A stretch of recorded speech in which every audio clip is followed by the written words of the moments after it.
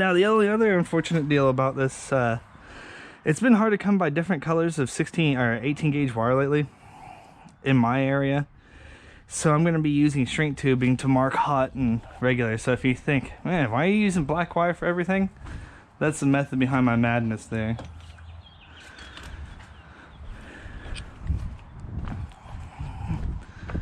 Alrighty, so we're going to take the stock AC regulator. Lefty loosey fool. Stock AC regulator and pull this bad boy off. At this point, this is your point where your lighting grounds to the frame. I believe there's an actual master frame ground somewhere else on this bike, but where it's at eludes me at the moment. So if you didn't want to ground your DC, didn't want to float your DC charge, and you wanted to ground it to the frame, you would end up unwiring your stator and rewiring it the way that the Trail Tech tells you to. And those directions will come with it. I'll also put that in the video in case you're interested in going through that much work.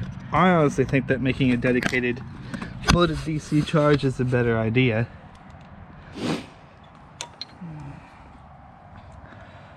When it comes to wiring, simplicity is not something you should overlook. It's a very beautiful thing.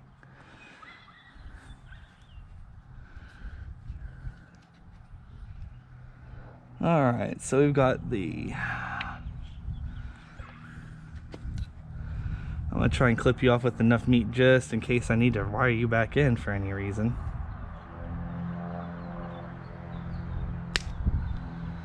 Alright, here's our stock AC regulator, which was apparently having some issues. And boy, there's not a lot of room to fish this thing out. Come on. Go on a fishing expedition. Alright, so these are the wires off of the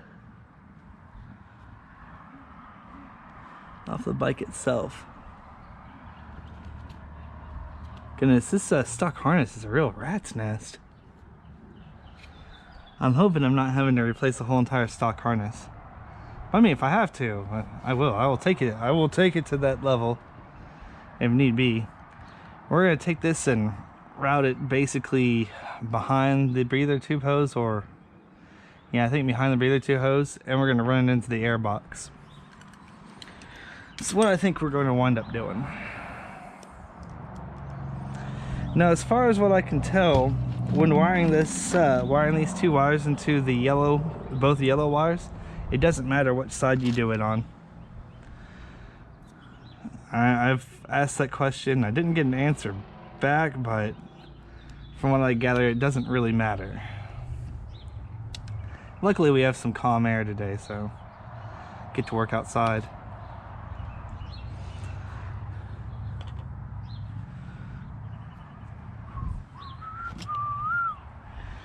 Alright, so I'm gonna need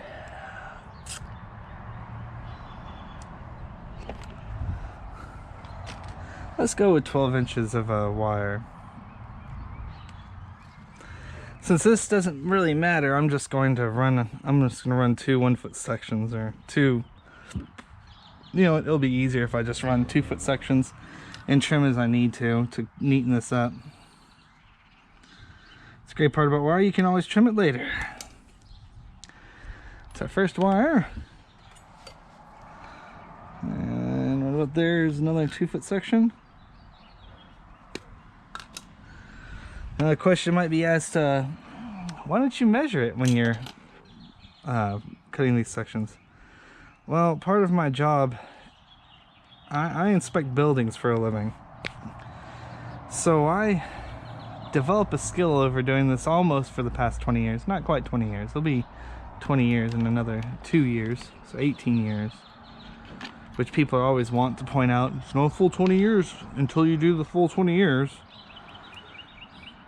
Is that I need to be able to tell something's that span from almost 10 to 20 feet away.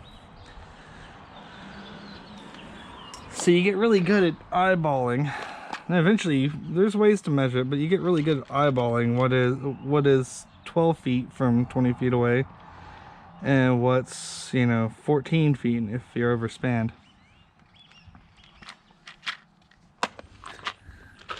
So I know that's kind of a strange non sequitur moment, but it is what it is. So now you guys kind of get an idea of what I do for a living. So that's why you see some building related posts, which honestly there might be more of that on this channel, because there's been kind of a request that I do some more building science related posts. Or I might go ahead and aggregate that on another channel, because I'm sure that you guys come here for the motorcycle stuff aren't really interested in how to make your house more energy efficient. Well, if you are, you know, let me know in the comments section.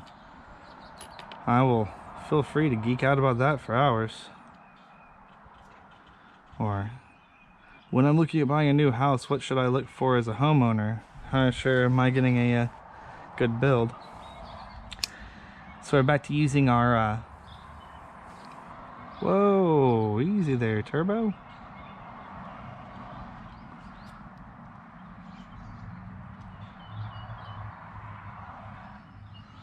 We're back to using our multiple quick connects, our self-soldering. Oh, I love a nice calm day like this. It makes it super easy to do these. So basically you solder or hit these with heat until that solder ring starts to disappear. And don't hold it on too long, because then the solder ring will start to, ouch, start to melt through. By the way, Bic is not a bad lighter for this. You can use a butane torch, but you've got to be super careful with that. It's indirect heat with the butane torch. Basically, you make these connections here. And it looks like I need to get more, because these things are absolutely lovely. I mean, you can use the press fit butt connectors, but these just do such a better job at making a weather tight seal. Much cleaner install. Now I will warn you, the larger connectors, like stuff that I use on the car, those have a tendency to take a lot more heat, and you've got to kind of cycle the heat on your deal there. Otherwise you'll end up just melting through it.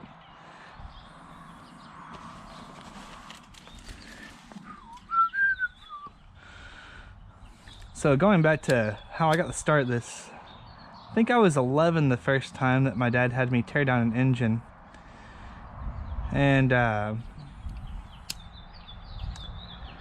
it was on his 1993 XR600.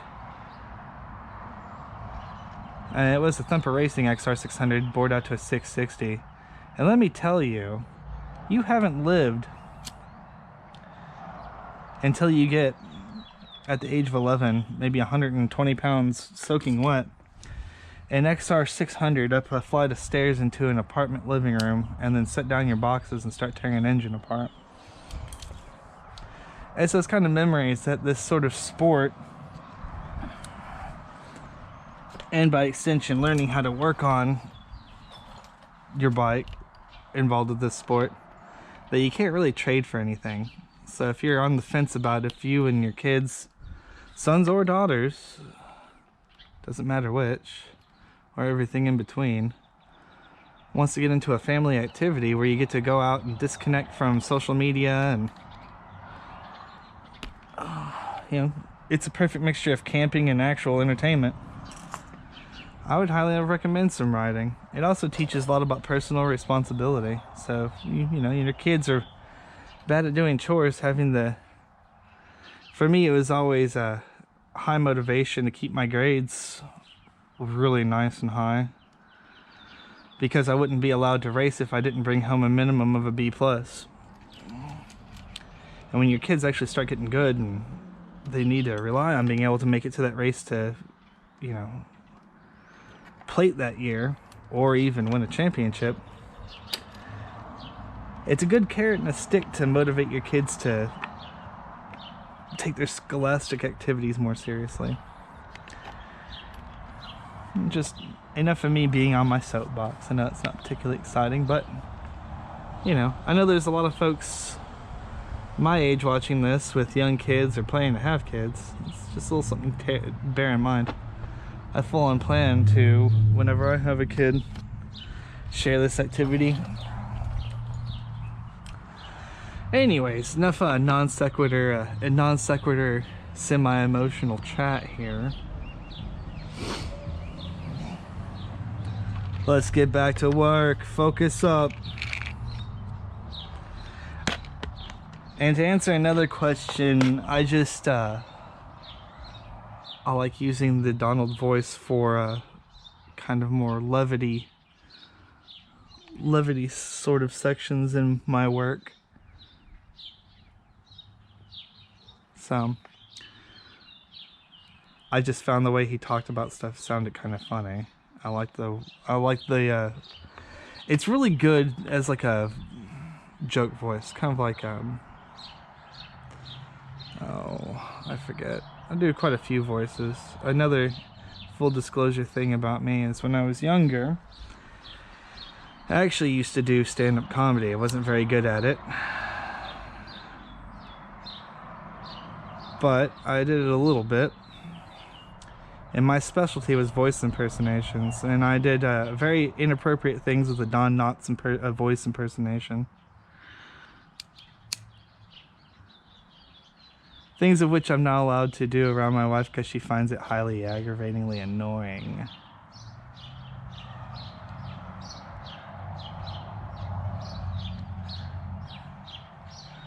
Let me tell you, using the Don Knotts voice to say highly inappropriate things is definitely not a plus in any sort of intimate time with your wife. So if you ever have the temptation to do that, don't.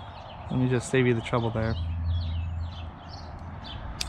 I know I'm rambling while I do this, it's just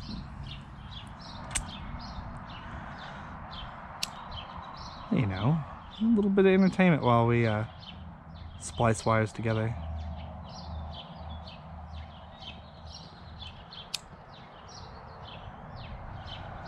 Better than me just sitting here silently fanning this solder with a Bic.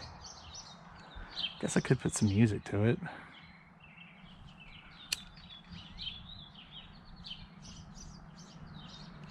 There we go. So we have our previous regulator rectifier connection set to our trail tech. So when it comes to this red and yellow wire, this is what you would normally run to your ground. But since we're floating this, we're going to go ahead and isolate this whole deal. So as like noted in the previous video, we're going to give it a weatherproof jacket. I'm going to need to give this lighter a break here in a couple because it's starting to get really hot.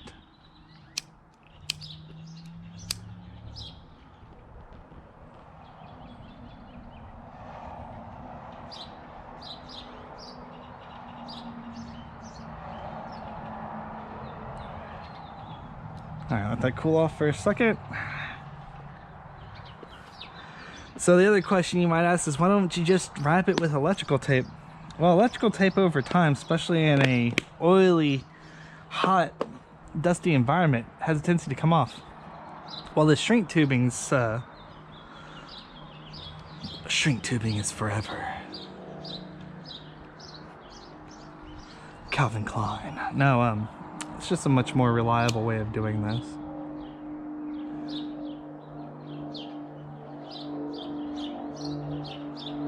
You know, when I was hot rodding the CRF 250L, I kind of wish I was doing this. I did a lot of this to do not do this at home. Stoplogic Motorsports does not officially endorse removal of safety items from a vehicle or motorcycle. You proceed at your own risk. Okay, disclaimer out of the way.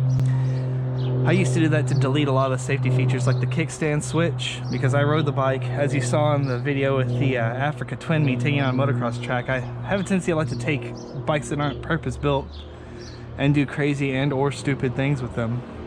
And the kickstand switch would kill the engine while I was jumping it. So I would disconnect the kickstand switch and the clutch switches generally.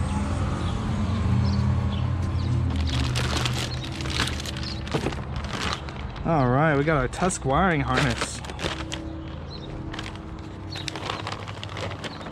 Now you can make your own wiring harness, there's no problem with that. Matter of fact, I almost tell you, you probably should. But me, I've had really good luck with this product. And I'd rather not guess. Alright, so normally we would connect this to the Tusk battery. Or plug in the Tusk battery directly to this connector, my bad. This is the one where you connect this to your battery if you're lucky enough to have a magic button bike. Now a 1998 WR400 is not going to have a magic button or a built-in battery. So that's why we're going through all this rigmarole. You would not have to worry about all this if you had a battery. You would just hook this straight up to the battery and run the Tusk stuff per diagram. So I'm going to leave this part off to the side.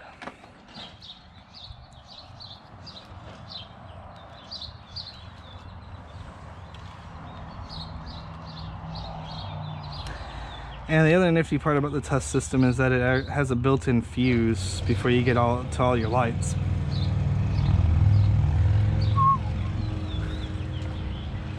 Alright, so I can tell you from experience, if you're wanting to figure out how to kind of like initially route your stuff, the big end is the front. Just kind of put that up there so it's not flopping all over the place. The big end's the front, and the little end's the back. And before we're done, we are gonna have to drill through the fender and everything, and drill some holes and mount some lights and blah blah blah blah blah, etc., etc., etc.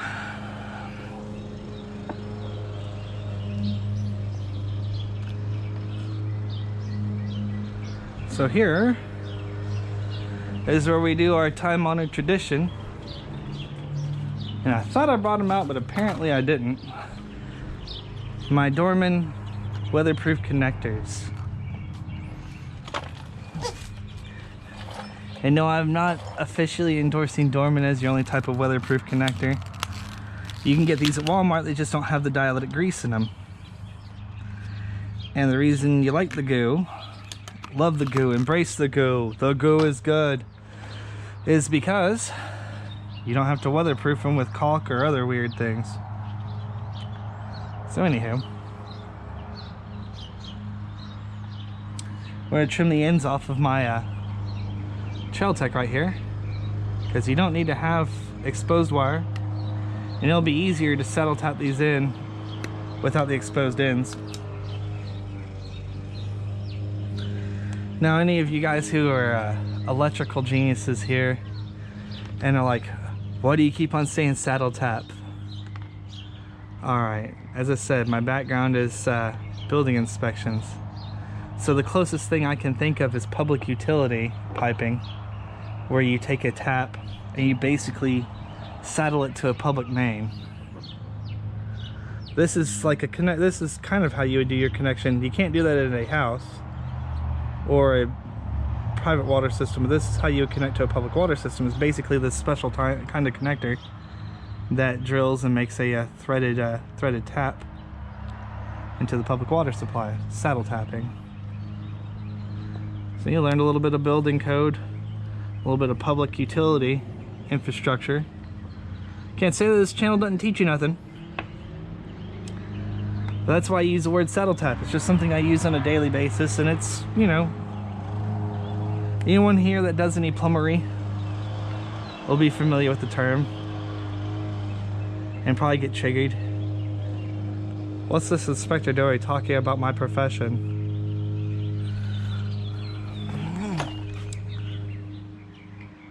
Hey, I like my trades. In life, you realize how much you can learn from others when they do something for a living, specifically like a trade, and how little you know sometimes when you're talking to somebody, even if it's your job to look over their stuff.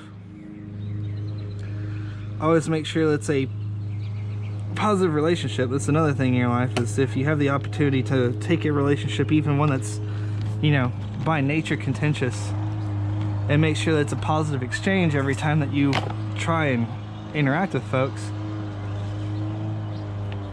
A, you'll have a lot less stress and you won't be, you know, passing early from a heart attack. B, You'll be surprised about the sort of things you can pick up from people. Alrighty. So we've got the rectifier regulator connected. We have the wiring harness wired in.